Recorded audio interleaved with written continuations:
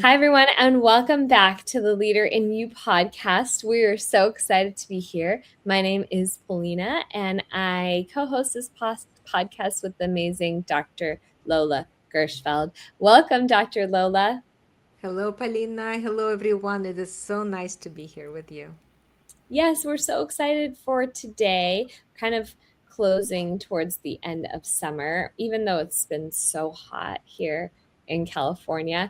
And I think this is such a great um, topic we have today that coincides the coming of a new season. We are talking today about something very interesting, some things that probably never even considered in the workplace and in your workplace relationships, whether you are in HR or you're on a team or you lead a team or you're a CEO or a CFO, any position in the company, this plays such an important role. So we are excited to talk about the topic of how do you know when to, like, when is it like enough is enough? When do you know how to take the EMC process and use it to create a connection in the workplace, and at the same time know, well, when does this person not aligning with the values of the company, or maybe it's time to let that person go? When is that point? When is that stopping point where you're like, okay, um, we're going to do a session? Or is it, okay, this is person is not really working with the team? And I love this topic because, you say so often, Dr. Lola, how you should be doing sessions prior to transitioning the team members in the company. And we kind of lead to a situation that recently occurred in the story about the CFO that you were sharing right before we jumped on the podcast. So let's start there. Well, the story I was sharing with you was about the CFO who was working with this company for many years, and he got into a car accident and died. So it was Mm. very traumatic experience for the rest of the people who were left in the office to work with. And I remember the person who was closest to the CFO, his direct report, was very traumatized by this experience. And every time she would come to the office, she would, she saw his desk, she would just cry, and go into the bathroom actually, and cried alone because she Mm. didn't want to be burdening other people, and she just was not able to move forward with that pain, with that hurt that happened to her, with that trauma that has occurred to her of that loss of this person in her relationship. So one of the things that we are discussing in terms of understanding how emotions work, how relationships work, is that the EMC process kind of helps us to provide this roadmap on how we can hold the space, how we can talk about the very difficult situations that happen at work, whether we lose a coworker, we lose a manager, we lose somebody who is very important to us, and we have to really talk about it. Otherwise, we get stuck in this perpetual cycle, so to speak. Even if it wasn't a conflict, but it was still traumatic experience that happened to her that she could not overcome by herself. Well, So so I want to clarify. So you said lose a coworker manager. So that is in reference to, like, there's kind of both sides to this. Someone in the team can get fired, right? And you can lose that coworker in the team when they're fired. Or there could be a traumatic, because that could also be a very traumatic experience for the team. Or you can, 100%. or someone could pass away, like the CFO got into an accident and they passed away, and that was very traumatic. So there could be traumatic experiences that happen outside of the workplace or in your own personal life or in the world. Like, I remember doing a podcast on what was happening with when Kirk Oh was yeah. shot. Yeah, Remember? Charlie Kirk, yeah. Yeah, Charlie Kirk was shot, and we talked about trauma and the impact of the trauma in the workplace, like on a worldly perspective. But here, this could also symbolize, losing a member of the team by someone getting fired, and in a very surprising way, right? Like you could be very connected with your team or using the EMC process and kind of get lost in letting that, maybe firing them because of a situation that occurred that you felt you could not resolve, or you can have that situation where someone passes away. So I guess my question is, and I think this is something that we hear often too with our team, the teams that we work with, is when is it like, okay, we're using the process to reconnect, we are connecting as a team, when is it like, okay, this is not working as this person in the team anymore or in the company? Well, whenever something is not working, we have to recognize and understand how does it this not working impacting us? How is Hmm. it impacting the team? And how is this impacting the organization? Okay. So let's say we are doing sessions and we are sharing the impact it has. And what we really focusing on is not to blame, not to judge the person, not to criticize, but to really align them with the mission and the vision and the goals of the organization.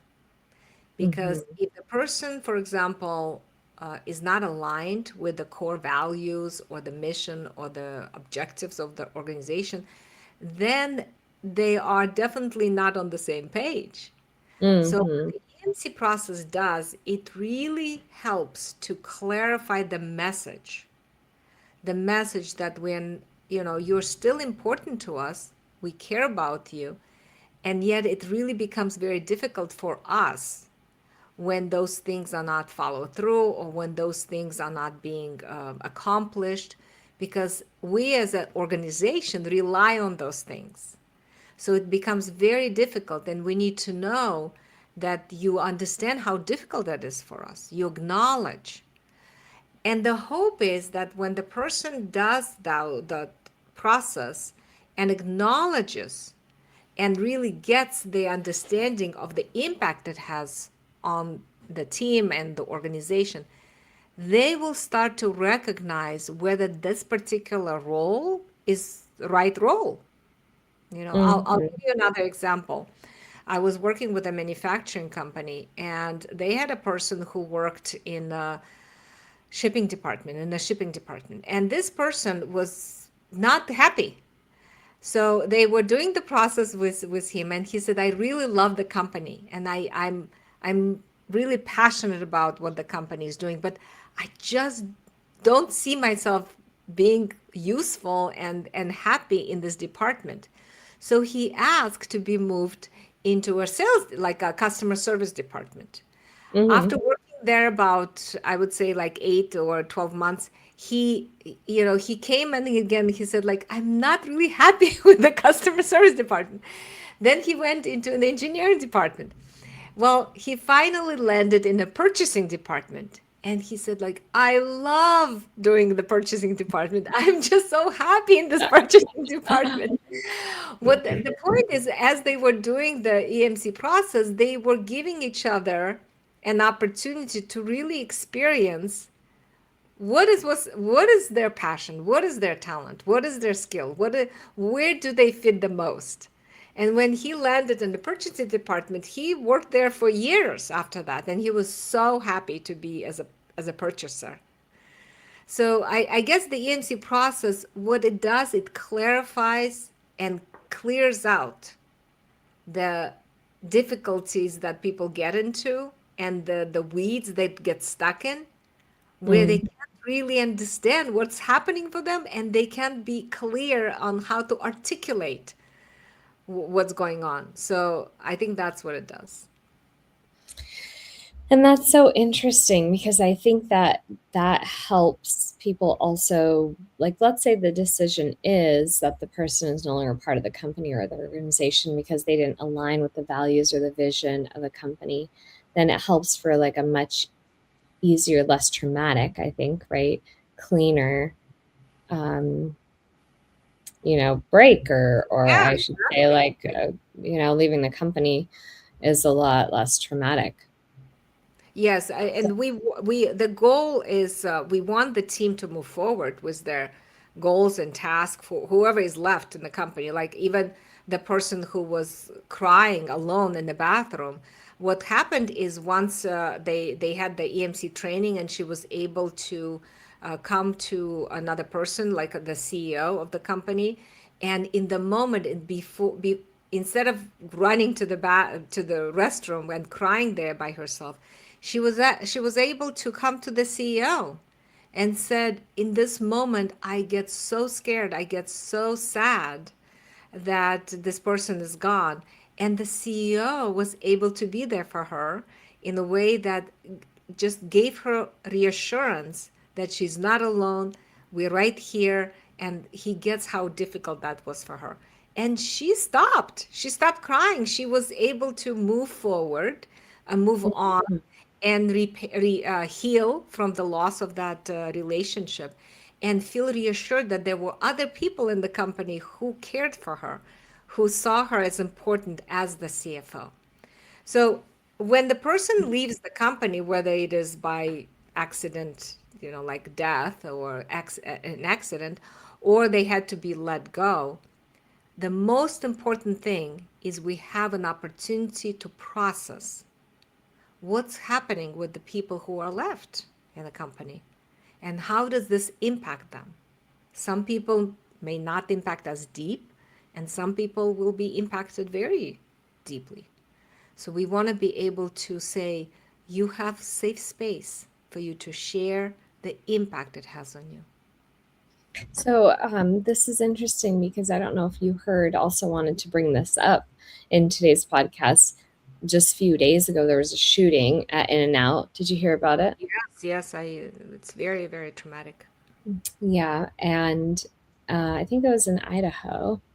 And I saw there's a lady who's a CEO of a company, and she made a post about, addressing the situation and what happened, And so she made a post when it happened, like a few hours after it happened, and then she made the other post about the people who passed away. I think there were three people killed, or one of them was an associate Right. at the In and Out. Yeah, and I think like in that situation too, how would you do you think that addressing with the employees that are working at that location, or like what would be your recommended protocol for dealing with something like that?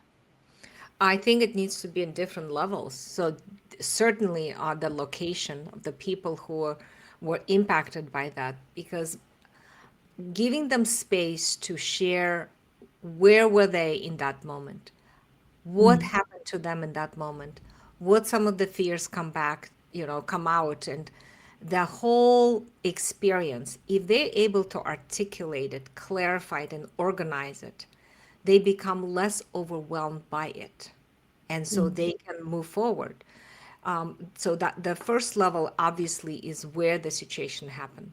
The second is on any other restaurants that were impacted by that. Maybe there's another one locally, because associates sometimes know each other. So it's very important to also give the space and process of the people surrounding that location. And the yeah. third level is the corporate level, because the corporate Mhm. level often feel responsible that they didn't do a good job to protect or to provide some security. So as they do the investigation, I think it's extremely important to really sense where the difficulties are, because sometimes people might not realize that they were impacted by this event because it didn't happen in their location, but because they're part of the organization, they get impacted because they feel connected together. They depend on Mhm. each other.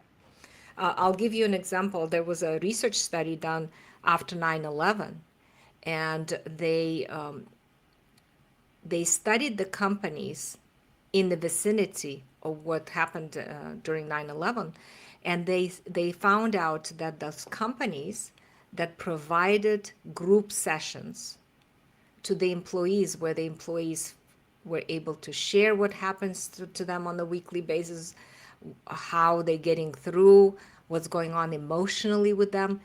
Those employees were able to move forward much faster and grow and continue to do their jobs That's versus those amazing. people who did not participate in those group sessions. They became more anxious, they became more depressed, they became more withdrawn and disengaged, and Mm. they were stuck. So they were not able to continue to participate and contribute to the company. Do you think that if you know, issues that are addressed early on are caught, that could avoid a lot of turnover in employees? Yes, yes, I agree that the earlier the signs can be recognized, the sooner and people can really repair the relationship because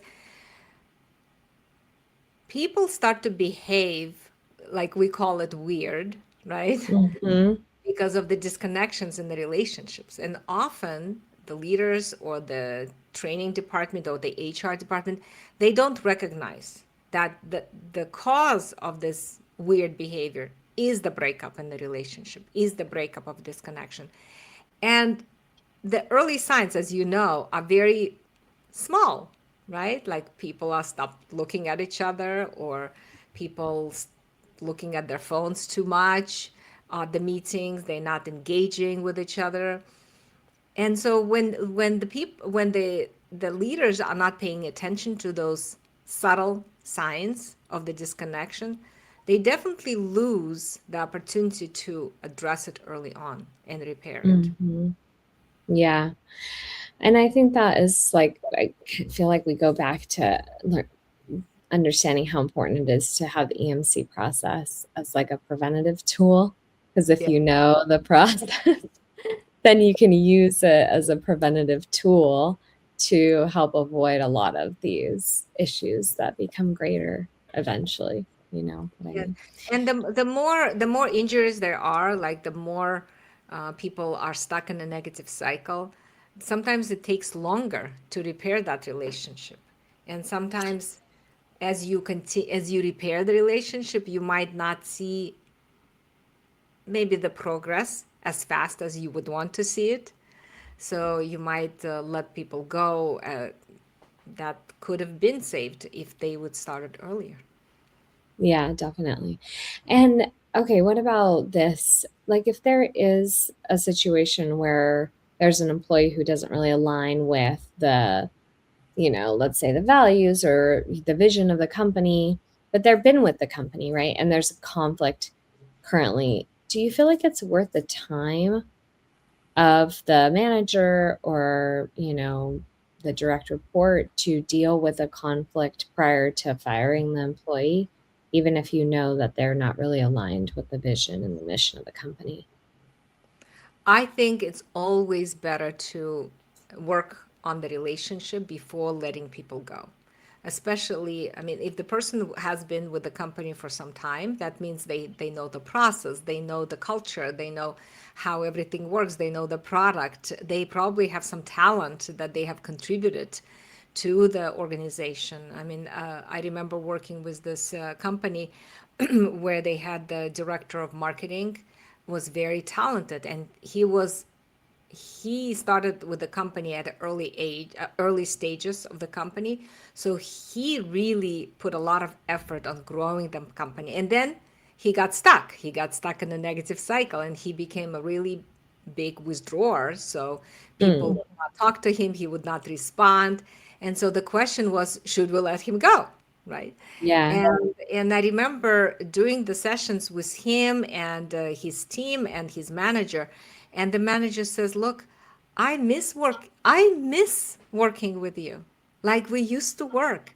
I miss the fact that you were coming up with all these amazing ads and messaging and all the graphics and everything. I miss that. And the person says, I also miss us working, but I got so discouraged by all the criticism that I received and all the judgment that I felt that nothing what I was doing was good enough. And I remember Mhm. when they were having that conversation, they had tears in their eyes. And so it was an opportunity, even though it took some time for them to get to that point, to that openness and to that vulnerability, to share that vulnerability.